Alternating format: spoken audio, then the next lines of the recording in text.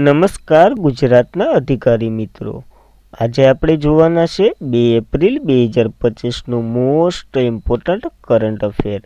તે પહેલાં ખાસ કરીને ચેનલ ઉપર નવા હોય તો ચેનલને સબસ્ક્રાઈબ કરી લેવી, વિડીયો પસંદ આવે લાઈક કરવો અને તમારા મિત્રો સુધી શેર કરવાનું ભૂલવાનું નહીં। તો ચલીએ આજના ક્લાસની શુભ શરૂઆત કરી દઈએ આપણે। તો આંતરરાષ્ટ્રીય ટ્રાન્સજેન્ડર દ્રષ્ટિતા દિવસ 2025 ક્યારે મનાવવામાં આવ્યો? તો 31 માર્ચના રોજ મનાવવામાં આવે છે આ દિવસ। તો 31 માર્ચના રોજ આંતરરાષ્ટ્રીય ટ્રાન્સજેન્ડર દ્રશ્યતાનો દિવસ ટ્રાન્સજેન્ડરની અધિકારો વિશે જાગૃતિ ફેલાવે છે। આ દિવસ ટ્રાન્સજેન્ડર અને બિનસંગતિ લોકોની સિદ્ધિઓ પણ ઓળખે છે અને સમાનતા પ્રાપ્ત કરવા માટે હજુ પણ શું કરવું તે પ્રકાશિત કરે છે। ટૂંકમાં એનું માર્કેટિંગ કરવા માટે આ દિવસ ઉજવવામાં આવે છે, યાદ રાખવો આપણને। અને માર્ચનો છેલ્લો દિવસ હતો, તો માર્ચ મહિનાના બધા જ દિવસોનું અત્યાર સુધીના રિવિઝન કરી લઈએ। 1 માર્ચે 2 દિવસ, વિશ્વ નાગરિક સંરક્ષણ દિવસ, શૂન્ય ભેદભાવ દિવસ અને વિશ્વ સિગ્રામ દિવસ। 3 માર્ચે 2 દિવસ, વિશ્વ વન્યજીવ દિવસ અને વિશ્વ સુનાવણી દિવસ। 4 માર્ચે રાષ્ટ્રીય સુરક્ષા દિવસ। 5 માર્ચે આંતરરાષ્ટ્રીય નિઃશસ્ત્રીકરણ અને બિન પ્રસાર જાગૃતિનો દિવસ। 7 માર્ચ જનઔષધિ દિવસ। 8 માર્ચ આંતરરાષ્ટ્રીય મહિલાનો દિવસ। 10 માર્ચે 2 દિવસો, આંતરરાષ્ટ્રીય મહિલા ન્યાયાધીશનો દિવસ અને કોમનવેલ્થ દિવસ 2025। 12 March national no smoking day અને આશાનો આંતરરાષ્ટ્રીય દિવસ, જે 12 જુલાઈએ ઉજવવામાં આવે અને નવો દિવસ એડ કરેલો છે યુનાઇટેડ નેશનલ દ્વારા। 15 માર્ચ વિશ્વ ગ્રાહક અધિકાર દિવસ। 16 માર્ચ રાષ્ટ્રીય રસીકરણ દિવસ। 18 માર્ચ આંતરરાષ્ટ્રનો દિવસ। 18 માર્ચે વૈશ્વિક રિસાયકલિંગ દિવસ પણ ઉજવવામાં આવે છે। 20 માર્ચ 3 દિવસો, વિશ્વ સ્પેરો દિવસ, આંતરરાષ્ટ્રીય સુખનો દિવસ અને વિશ્વ મૌખિક આરોગ્યનો દિવસ। 21 માર્ચ 3-4 દિવસો, આંતરરાષ્ટ્રીય વનનો દિવસ, વિશ્વ સિન્ડ્રોમ દિવસ, વિશ્વ ગ્લેશિયરનો દિવસ, વિશ્વ કવિતાનો દિવસ અને વિશ્વ કઠપુતળીનો દિવસ ઉજવવામાં આવે છે। 22 માર્ચ 2 દિવસો, વિશ્વ જળ અને બિહારનો સ્થાપના દિવસ। 23 માર્ચ વિશ્વ હવામાન દિવસ। 24 માર્ચે 2 દિવસો, વિશ્વ સહીનો દિવસ અને વિશ્વ કબડ્ડીનો દિવસ। 27 માર્ચ વિશ્વ રંગભૂમિનો દિવસ। 28 માર્ચની વાત કરીએ તો વિશ્વ સાર્વત્રિક સ્વીકૃતિનો દિવસ અને 30 માર્ચે આંતરરાષ્ટ્રીય શૂન્ય કચરાનો દિવસ અને રાજસ્થાનનો સ્થાપના દિવસ આપણે ઉજવ્યો હતો। યાદ રાખવી આ માહિતી માર્ચના દિવસો લગતી। ત્યારબાદ પ્રધાનમંત્રી નરેન્દ્ર મોદીના ખાનગી સચિવ તરીકે કોની નિયુક્તિ કરવામાં આવી છે? તો નિધિ તિવારીની નિયુક્તિ કરવામાં આવી છે આ પદ માટે। તો 2024 બેચના IAS અધિકાર નિધિ તિવારીને પ્રધાનમંત્રી નરેન્દ્ર મોદીના ખાનગી સચિવ તરીકે નિયુક્ત કરવામાં આવ્યા છે। તેઓ હાલમાં PMમાં ડેપ્યુટી સેક્રેટરી તરીકે સેવા આપી રહ્યા હતા અને તે ઉત્તર પ્રદેશના વારાણસીના વતની છે। 2022માં પ્રધાનમંત્રી કાર્યાલયમાં અંડર સેક્રેટરી તરીકે જોડાયા હતા। તેઓની નિમણૂક મંત્રીમંડળના નિયુક્તિની સમિતિ દ્વારા મંજૂરી મળી છે, એટલે જાહેર કરી દીધું છે। તો યાદ રાખવું આ પદ। આની સાથે મોદીના બીજા 2 સચિવ પણ છે।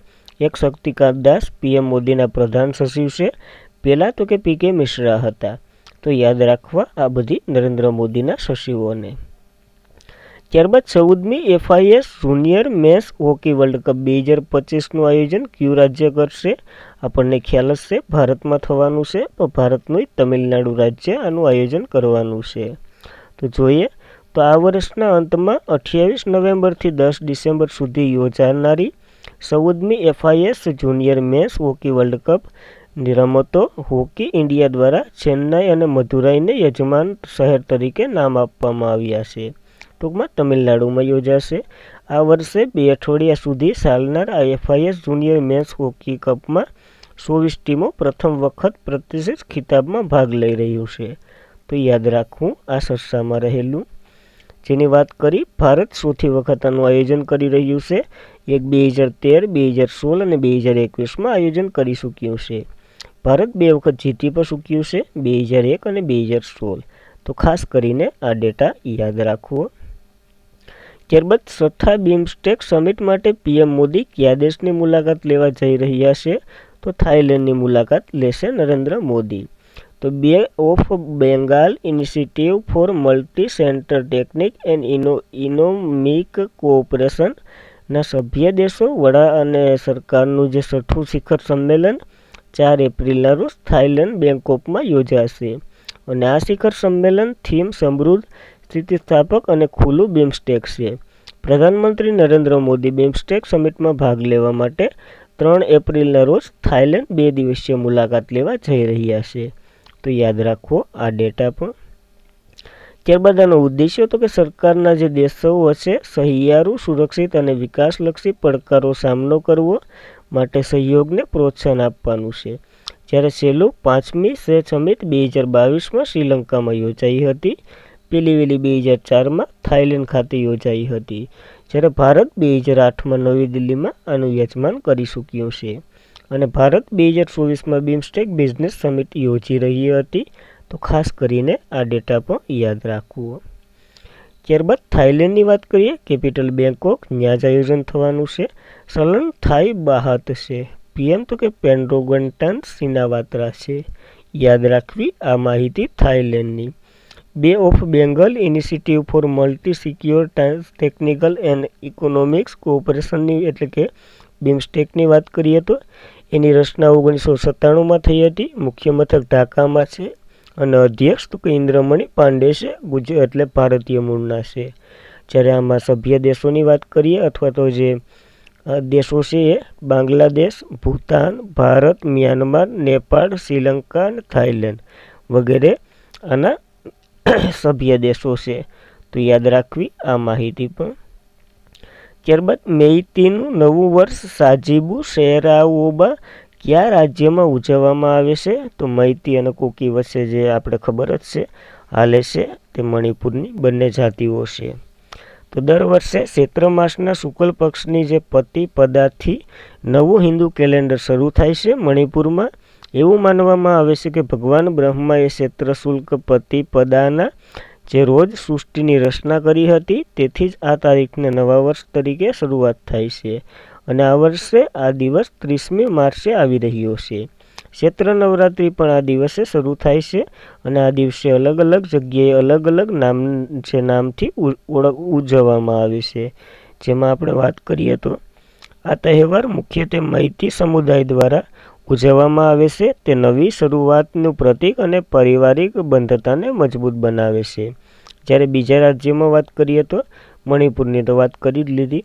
આને આંધ્રપ્રદેશ, તેલંગાણા અને કર્ણાટકમાં તો કે ઉગાડી કહેવામાં આવે છે. મહારાષ્ટ્રમાં ગુડી પડવો કહેવામાં આવે છે. જ્યારે જમ્મુ કાશ્મીરમાં નવરેહ તરીકે ઓળખવામાં આવે છે. સિંધી સમુદાય આને સેટીસાન તરીકે ઉજવે છે. તો યાદ રાખવું આ બધી 30 ને 31 માર્ચ બંને કોમ્બિનેશન નવા વર્ષ તરીકે ઉજવે છે. મણિપુરની વાત કરીએ તો કેપિટલ ઇમ્ફાલ છે. રાજ્યપાલ અજય કુમાર ભુલ્લા છે. ત્યાં રાષ્ટ્રપતિ શાસન ચાલુ છે કારણ કે NBHC જ્યાં ઝઘડો રોકી ન શકીએ મૈતી અને કુકી સમુદાય વચ્ચેનો, એટલા માટે યાદ રાખવું.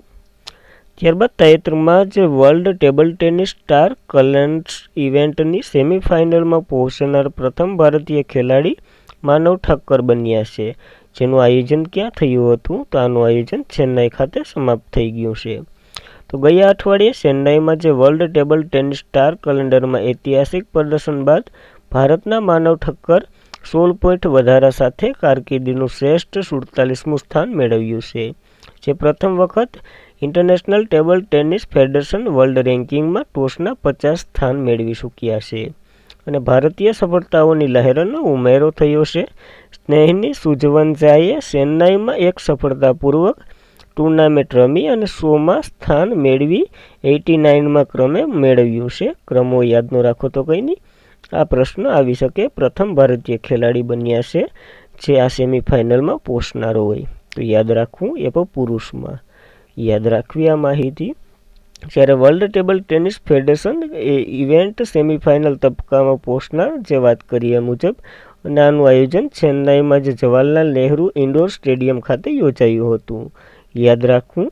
ઇન્ટરનેશનલ ટેબલ ટેનિસ ફેડરેશનની વાત કરીએ તો એની રચના 1924માં થઈ હતી. મુખ્ય મથક લોસેન સ્વિટ્ઝરલેન્ડમાં છે. અને હેડ તો કે પેડ્રો સોલિંગ છે. યાદ રાખવી આ માહિતી પણ.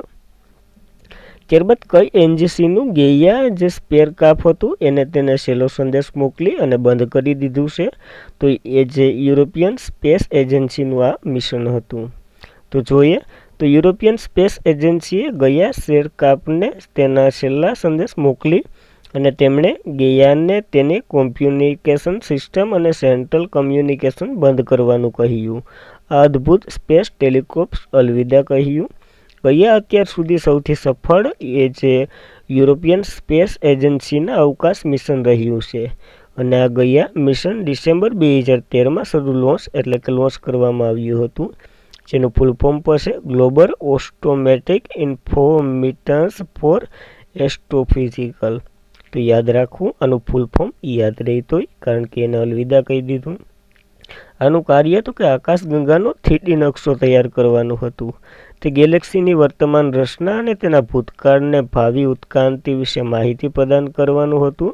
પરંતુ હવે તે યુરોપિયન સ્પેસ એજન્સી દ્વારા 27 માર્ચ 2025ના રોજ બંધ કરી દેવામાં આવ્યું છે. યાદ રાખવું, યુરોપિયન સ્પેસ એજન્સીની વાત કરીએ તો એની રચના 1975માં થઈ હતી. મુખ્ય મથક પેરિસ, ફ્રાન્સમાં છે અને ડીજી તો કે જોસેફ એસર બેયસર છે. યાદ રાખવું. ત્યારબાદ કેટલા લેખકોને એલના વિન્ડહામ કેમ્પબેલ પુરસ્કાર એનાયત કરવામાં આવ્યો છે? ટોટલ 8 વ્યક્તિને આ પુરસ્કાર મળ્યો છે, જેમાં આપણા માટે એક વ્યક્તિ કામના છે.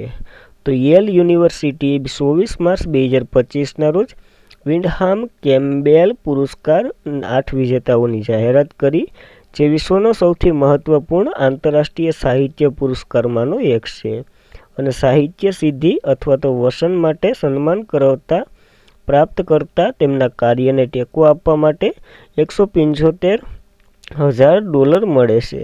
યાદ રાખવું. જ્યારે આમાં તો કે રાણા દાસગુપ્તા, જે ભારતીય મૂળના બ્રિટિશ લેખક છે, જે 2016માં એક એનું પ્રકાશિત પુસ્તક માટે આ એવોર્ડ મળ્યો છે, જેનું નામ તો કે capital a portrait of first statue Delhi માટે તેને નોન ફિલ્મ્સ કેટેગરી 2025માં વિન્ડહામ કેમ્પબેલ એવોર્ડ મળ્યો હતો. યાદ રાખવું.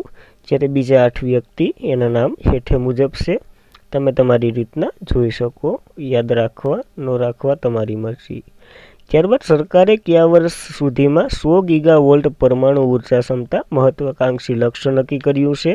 તો 2027 વર્ષ નક્કી કર્યું છે.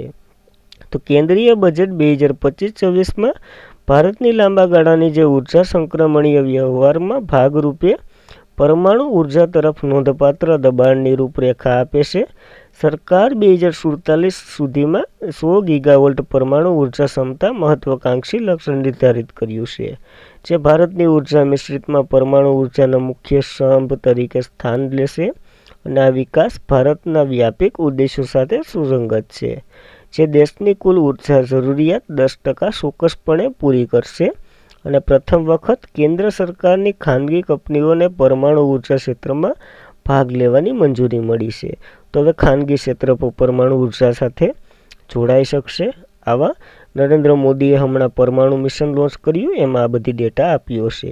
તો યાદ રાખવું, કારણ કે 2025-26ના બજેટમાં ઉલ્લેખ છે.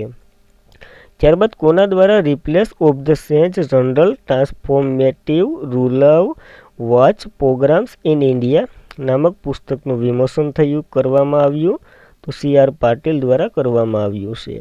તો આ પુસ્તકમાં જે કેન્દ્રીય મંત્રી CR પાટીલ દ્વારા replace of the change general transformative rural why promos in India નામનું પુસ્તકનું વિમોચન થયું અને આ પુસ્તકમાં ગ્રામીણ વાસ પર 10 કથન છે, જે સામુદાયિક નેતૃત્વ કરે છે, મહિલાઓ શિક્ષણ, સ્થાનિક નવાચાર પર માહિતી આપે છે. યુનિસેફ અને જળશક્તિ મંત્રાલય દ્વારા તૈયાર કરવામાં આવ્યું છે. આ પુસ્તક સ્વસ્થ ભારત વિજ્ઞાન અને જળ જીવન અંતર્ગત મજબૂતનો સંદેશ આપે છે. આ પુસ્તકમાં દાખલ હર સમાજની રચનાને એક લહેર આપે છે અને એક માર્ગદર્શન આપે છે. તો વિમોચન CR પાટીલે કર્યું છે. યાદ રાખવું. અને આજના માટે એટલું જ હતું. ખાસ કરીને મિત્રો, વિડીયો પસંદ આવે લાઈક કરવો, તમારા મિત્રોને શેર કરવો અને ચેનલ પર પ્રથમ વખત હોય તો સબસ્ક્રાઈબ કરી લેવું. Thank you for watching this video. જય હિન્દ, જય ભારત.